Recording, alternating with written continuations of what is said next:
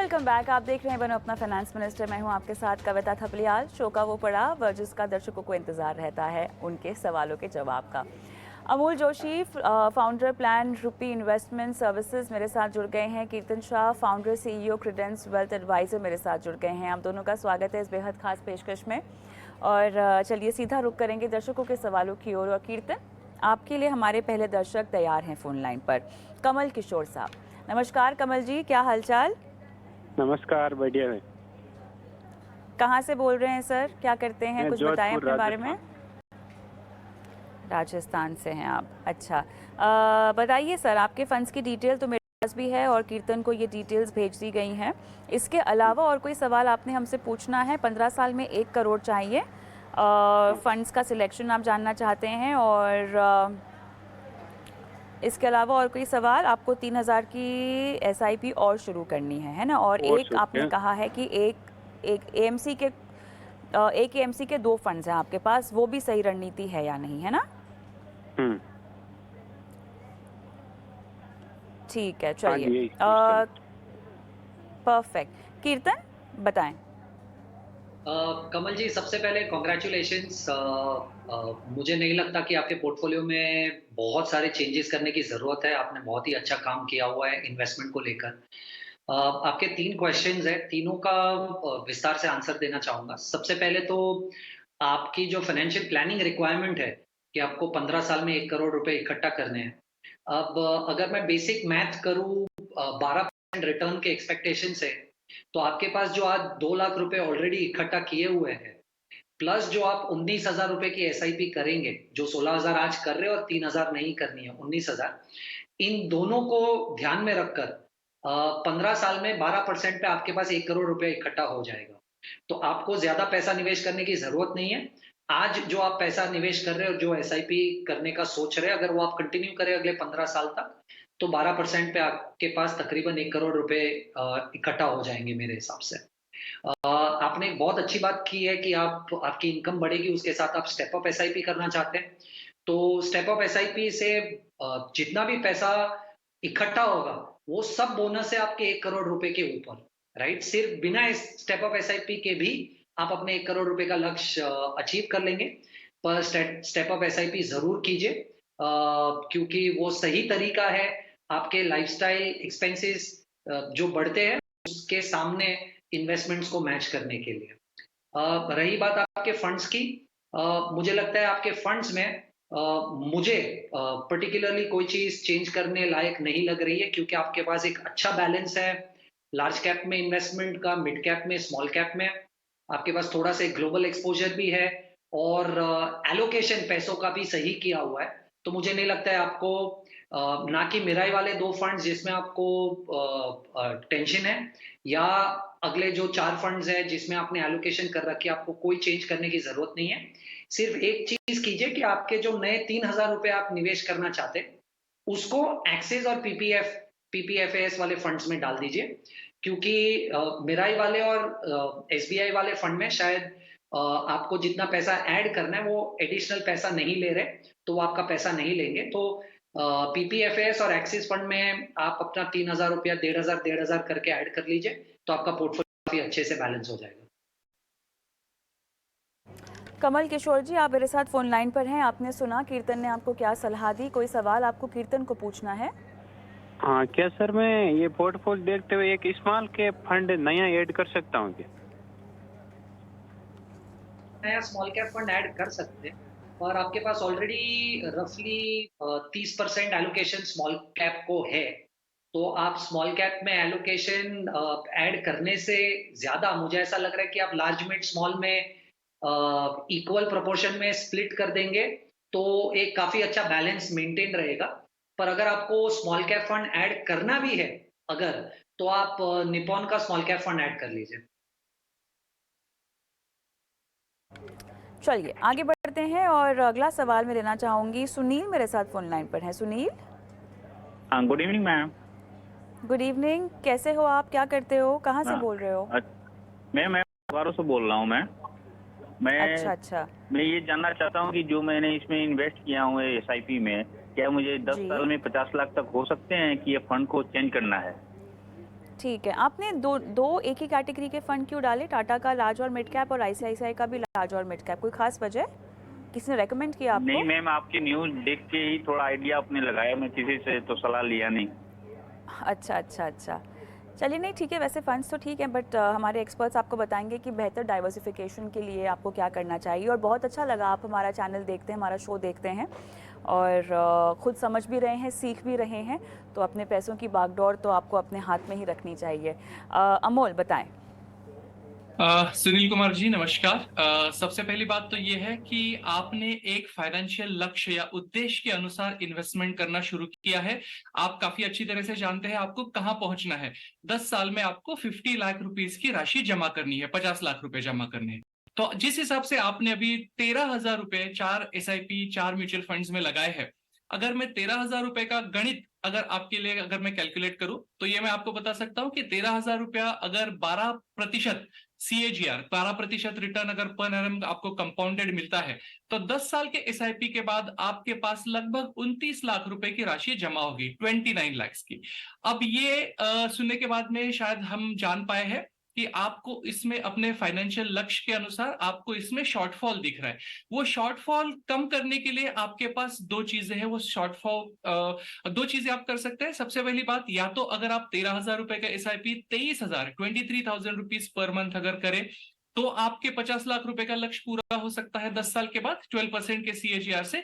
या तो एक बहुत अच्छी दूसरी बात आप कर सकते हैं, अगर आपके पास अभी 13,000 से 23,000 करने की गुंजाइश नहीं है तो आप 13,000 रुपए के एसआईपी से जरूर स्टार्ट कीजिए, शुरू कीजिए, लेकिन हर साल में अपना एसआईपी लगभग 14% से आपको बढ़ाना पड़ेगा। मतलब 13,000 रुपए के ऊपर 15% 14% की लगभग आपको मात्रा राशि की मात्रा आपको बढ़ानी पड़ेगी। अगर आप ऐसा करते हैं तो आप जरूर ये 50 लाख का लक्ष्य पार कर सकते हैं। इसके अलावा एक और चीज भी कर सकते हैं, अगर आपके पास कोई, अगर आप सैलरीड है, शायद साल में एक आध बार कोई बोनस या कोई लमसम आमदनी अगर आपकी होती है तो वो भी आप इसमें ऐड करके अपने लक्ष्य के प्रति पहुंच सकते हैं। और जैसा कविता जी ने आपको ऑलरेडी पॉइंट आउट किया है कि आपने लार्ज और मिड कैप में ही 2 स्कीम्स का चयन किया है, अगर चाहे तो इसको कट करके 3 स्कीम्स में सीमित रख सकते हैं। और कौन सी स्कीम चूज करनी है दोनों में से, तो आप उसमें से आईसीआईसीआई लार्ज और मिड कैप फंड में फोकस कर सकते हैं। सुनील कुमार जी। सुनील जी, वैसे अमोल ने आपको काफी विस्तार से पूरी सलाह दे दी है, कुछ पूछना चाहते हैं अमोल को? मैं ये पूछना चाहता हूँ कि कहीं दूसरी तो ऐड नहीं करना पड़ेगा टाटा के बदले? अगर टाटा में बंद कर देता हूँ तो कोई दूसरी एसआईपी ले सकते हैं? के लिए हिसाब से आपका ये जी 13,000 रुपए के लिए मेरे हिसाब से आपके पास 3 स्कीम्स का होना काफी अच्छी बात है। 3 या 4 स्कीम, अगर आप उसमें से एक स्कीम कट करते हैं तो इसमें दिक्कत की बात यह है या सोचने वाली बात यह है कि आपके 5,000 रुपए की राशि आपकी इसमें से फ्री हो जाती है। तो आप उसको आईसीआईसीआई लार्ज कैप में 2,000 रुपीज और बिरला फ्लेक्सी कैप फंड जो है आपका, उसमें आप 3,000 रुपए की राशि बढ़ा सकते हैं। एक हिसाब से हम रीबैलेंस कर रहे हैं। और ये 3 स्कीम को अगर आप पीरियोडिकली अगर एनालाइज करें इनका परफॉर्मेंस, अगर आपकी खुद की रुचि है तो आप खुद भी कर सकते हैं या किसी प्रोफेशनल की सलाह लेके इसको रेगुलरली सालाना मॉनिटर करेंगे तो आपकी ये जो जर्नी है काफी आपके लिए बेनिफिशियल, फायदेमंद हो सकती है। All the best Sunil Singh. आगे बढ़ेंगे, हमारे साथ आनंद है फोन लाइन पर जो कि कीर्तन से सवाल पूछेंगे। नमस्कार आनंद, कैसे हैं? नमस्ते। हाँ अच्छा हूँ मैं, गुड। कहाँ से बोल रहे हैं आप? मैं हैदराबाद से बोल रहा हूँ। क्या करते हो? जॉब करता हूँ फिलहाल तो करंटली। ओके, 4 करोड़ और 30 साल में आपको ये चाहिए, रिटायरमेंट का लक्ष्य है आपका, है ना? हाँ। और निपॉन का स्मॉल कैप लिया है, एक्सिस का भी स्मॉल कैप लिया है, पीजीआईएम का मिड कैप लिया है, मिरासेट का लार्ज कैप और पराग पारेख का फ्लेक्सी कैप। फंड्स तो आपने सभी बहुत उम्दा इकट्ठा किए हैं अपने पोर्टफोलियो में। क्या जानना चाहते हैं हमसे? ये जो मैंने एलोकेशन किया है और जो फंड्स का जो सिलेक्शन किया है वो ठीक है, और टारगेट अचीव करने के लिए जो मैं अभी जो एलोकेशन कर रहा हूँ, इज इट सफिशिएंट या मेरे को कुछ बढ़ाना, कम करना, कुछ करना है, कुछ चेंजेस करने के लिए इसमें? हो सकता है निवेश बढ़ाना पड़े, लेकिन आपके पास 30 साल का समय है जो कि अपने आप में बहुत बेहतरीन समय है। और केवल रिटायरमेंट का आपने हालांकि अभी तक लक्ष्य बांधा है, अब आप 30 साल के हैं तो मेरे ख्याल से अगर ज़िंदगी में आगे बढ़ेंगे तो आपके और भी लक्ष्य होंगे जिनके लिए आपको फाइनेंशियल प्लानिंग की ज़रूरत होगी। बहरहाल कीर्तन बताएं। इंटरेस्टिंगली आज जो भी पोर्टफोलियोज आ रहे काफी अच्छे हैं, तो बहुत सारे चेंजेस की सलाह नहीं है। पर आनंद जी, आपके दो क्वेश्चंस थे। सबसे पहले आपकी रिटायरमेंट प्लानिंग की बात करते हैं। तो आप आज 15,000 रुपए की एसआईपी कर रहे हैं। अगर मैं 12% का रिटर्न अगर 15,000 रुपए की एसआईपी पे जोड़ दूं 30 सालों के लिए, तो आपका जो 4 करोड़ का लक्ष्य है वो पूरा हो जाएगा। तो आपको एडिशनल इन्वेस्टमेंट करने की जरूरत नहीं है। 15,000 को मेंटेन कीजिए। पर जैसे बहुत इंपॉर्टेंटली कविता जी ने भी कहा कि ये 15,000 रुपए से सिर्फ रिटायरमेंट का आपका गोल पूरा होगा। आगे जाकर आपके बहुत सारे दूसरे गोल्स आएंगे, उनके लिए आपको एडिशनल निवेश करना पड़ेगा। ये 15,000 रुपए सिर्फ आपके रिटायरमेंट गोल्स तक ही सीमित रहेंगे, क्योंकि ये उतना ही पैसा इकट्ठा कर पाएंगे जितना आपको रिटायरमेंट के लिए चाहिए। तो अगर आपके गोल्स बढ़े या आपकी लाइफस्टाइल बेटर हो, जो होने वाली है जब आपकी इनकम बढ़े, तो 15,000 से एसआईपी बढ़ाने की कोशिश कीजिएगा। आपके पोर्टफोलियो में सिर्फ एक छोटा सा चेंज करना चाहूंगा। मैं आपके मिराई के फंड को कोटक इक्विटी अपॉर्चुनिटी फंड से रिप्लेस करना चाहूंगा। देखिए, फंड में कोई प्रॉब्लम नहीं है मिराई के, और मुझे नहीं लगता कि अगर आप मिराई वाला फंड कंटिन्यू भी करेंगे तो उससे कोई प्रॉब्लम है। पर पर्सनली मुझे ऐसा लग रहा है कि शायद लार्ज कैप में जब भी आप निवेश करने की कोशिश कर रहे हैं, तो लार्ज कैप में थोड़ा सा आज 2018 के सेबी के कैटेगराइजेशन के बाद थोड़ा सा एक फंड मैनेजर्स का यूनिवर्स काफी छोटा हो गया है निवेश करने के लिए। इसलिए लार्ज कैप फंड्स में उतनी मुझे पर्सनली बहुत रुचि नहीं है इन्वेस्ट करने के लिए। तो मैं लार्ज कैप्स की जगह पे लार्ज कैप का एलोकेशन देने के लिए या तो फ्लेक्सी कैप्स या तो large and mid cap funds में थोड़ा सा ज्यादा इंटरेस्ट रखता हूं। मैं उस माध्यम से ये सोच रहा हूं कि आप अगर करना चाहे तो मिराई के लार्ज कैप फंड को कोटक इक्विटी अपॉर्चुनिटी फंड से रिप्लेस कर ले। अगर आप कंटिन्यू भी करें मिराई का फंड, तो मुझे नहीं लगता कोई बड़ा चैलेंज है। बाकी के 4 फंड्स आपके अच्छे और कंटिन्यू कीजिए। बहुत बढ़िया। आनंद, बताइए। जो मैंने कोई और सवाल? पोर्टफोलियो में 2 स्मॉल कैप ऐड किए हैं, वो ठीक है या उसमें कुछ बदलाव करने की जरूरत है?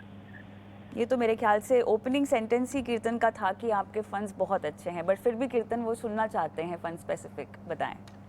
नहीं, आपके फंड्स अच्छे हैं, फंड्स में कोई प्रॉब्लम नहीं है। आनंद जी, एक ही शायद क्योंकि ये स्पेसिफिक क्वेश्चन है तो उस पर सलाह देना चाहूंगा।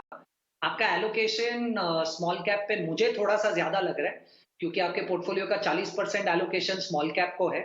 ऑफ कोर्स आपके पास 30 साल का समय है, तो उसमें तो मुझे कोई डाउट नहीं है कि 30 साल के समय में स्मॉल कैप फंड्स में वॉलेटिलिटी कम आप एक्सपीरियंस करेंगे, क्योंकि आपके पास समय का और मैं अज्यूम भी कर रहा हूँ कि शायद आपका रिस्क एपेटाइट थोड़ा सा अच्छा है कि आप स्मॉल कैप में इतना एलोकेशन कर रहे हैं।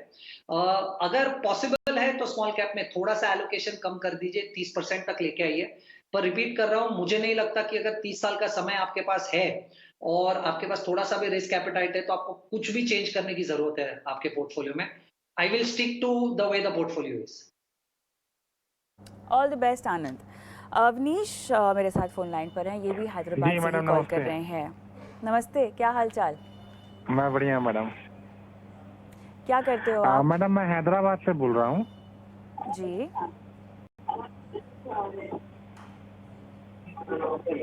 बताइए अवनीश, मुझे आपकी आवाज आ रही है। मैडम मैं अभी इन्वेस्टमेंट मेरा स्टार्ट हुआ है 2 महीने ठीक है। पहले ही।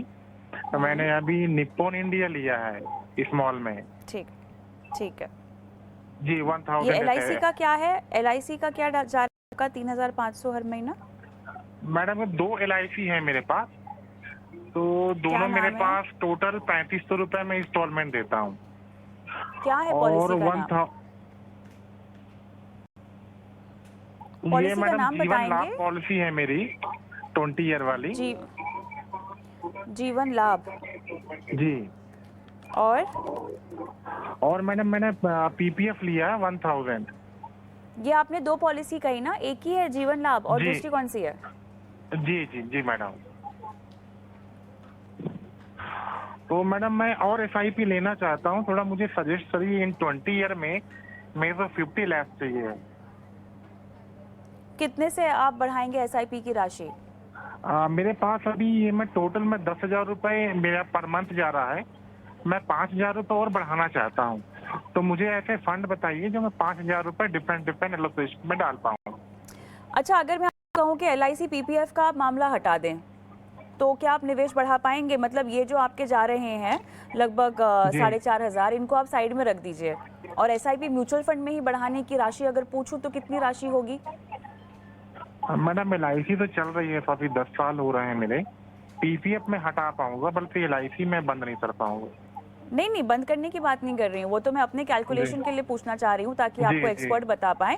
इन दो निवेश जी को अगर हम साइड में रख दें, निकलिए मत, वो जी तो एक्सपर्ट बताएंगे निकलना है कि नहीं जी निकलना, जी लेकिन केवल SIP म्यूचुअल फंड में ही बढ़ाने की बात हो राशि, तो नेट नेट कितनी बढ़ा पाएंगे?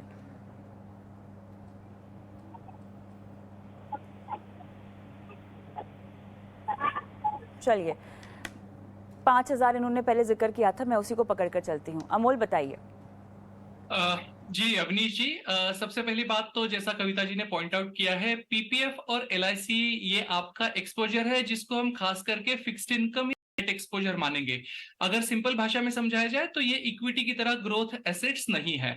जैसे टिपिकली अगर आप ये कार्यक्रम ध्यान से देखते हैं पहले से, तो अगर इक्विटी और लॉन्ग टर्म, जैसा कि आपका 20 साल का निवेश करने का आगे जाके 20 साल तक रहने का प्लान है आपका, अगर उस हिसाब से आप करते हैं तो हम लगभग 12% का एक मोटा मोटी आप CAGR हम पकड़ते हैं इक्विटी से। लेकिन सबसे पहले आपका एग्जिस्टिंग पोर्टफोलियो जो आपका 5,500 रुपए पर मंथ का निवेश चल रहा है, 1,000 PPF में, 3,500 LIC में और केवल 1,000 निप्पॉन इंडिया स्मॉल कैप में, अगर इन सब का मैं वेटेड एवरेज कैलकुलेट करूं तो मेरे हिसाब से ये 6 से 7% से ज्यादा आपका एनुअल या CAGR कंपाउंडेड रिटर्न इसमें से नहीं आएगा। आपने 20 साल बोला जबकि उसमें से 10 साल LIC आपकी ऑलरेडी चल रही है। तो बात करते हैं आने वाले 10 साल की, 6 या 7% से केवल आप ये राशि आपकी बढ़ के लगभग 9 लाख रुपए तक ही पहुंच पाएगी।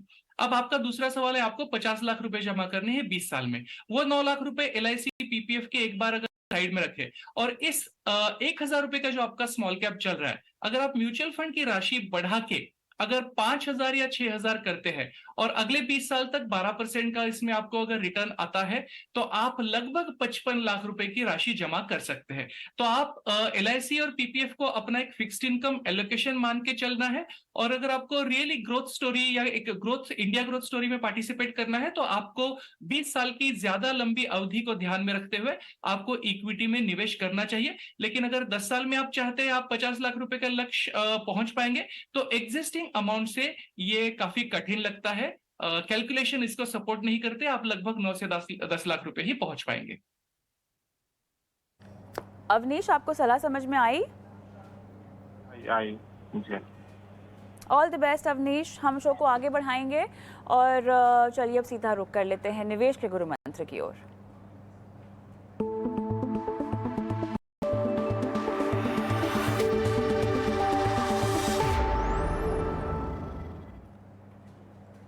कीर्तन, क्या है आपका आज का गुरु मंत्र?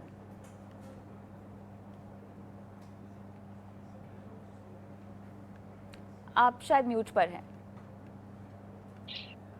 Kavita ji, specifically social media पे आजकल बहुत सारे लोग SIP और मार्केट को टाइम करने की सलाह दे रहे हैं। तो मुझे ऐसा लग रहा है कि इस शो के माध्यम से इन्वेस्टर्स को ये जानना चाहिए कि आप अगर किसी भी एक प्रोफेशनल इन्वेस्टर को जो सालों से मार्केट में निवेश कर रहा है, राइट, और वो काफी आपसे ज्यादा समझदार है निवेश को लेकर, आप उससे भी बात करें तो वो आपको बता पाएगा कि मार्केट को टाइम करना बहुत आसान नहीं है और बहुत कम लोग उसे कर पाते हैं। तो अगर आपको ऐसा लग रहा है कि मार्केट एक्सपेंसिव है, आज बेच देता हूं, नीचे आएगा फिर वापस खरीद लूंगा, ये कर पाना बहुत मुश्किल है। और ये करने की कोशिश में आप अपने कंपाउंडिंग बेनिफिट को जाने देंगे, क्योंकि आप निवेश से काफी जल्दी बाहर निकल जाएंगे। और अगर मार्केट ऊपर जा रहे हैं तो आप वापस कभी मार्केट में पैसा नहीं लगा पाएंगे, क्योंकि आपने यही मार्केट को काफी सस्ता पहले देखा हुआ है। तो प्लीज मार्केट को टाइम करने की कोशिश मत कीजिए, क्योंकि मुझे नहीं लगता कि एज अ रिटेल इन्वेस्टर आप उसे कर पाएंगे और ये आपके लिए हानिकारक है। ऑलराइट, अमोल, आपका गुरु मंत्र आज का? जी कविता जी, हमने ये देखा है इस प्रोग्राम में हम काफी पोर्टफोलियोज के बारे में एक सलाह देते हैं। कई बार देखा गया है कि इसमें ज्यादा से ज्यादा स्कीम्स का चयन किया जाता है। 5 या 10 हजार रुपए एसआईपी के लिए 6-8 स्कीम भी चयन किया जाता है। मेरे हिसाब से इन्वेस्टर्स ये करते हैं क्योंकि वो latest flavour of the season या top performing scheme of last 1 month या 1 ईयर को देख के स्कीम्स का चयन करते हैं और स्कीम की मात्रा बढ़ती जाती है। और हर बार अगर आप एसआईपी की राशि तो हर टाइम आप नहीं बढ़ा सकते, जैसे ही कोई लिस्ट चेंज हो जाए तो ज्यादातर आप क्या करते हैं, अमाउंट का आप चर्निंग खुद ब खुद करना शुरू कर देते हैं।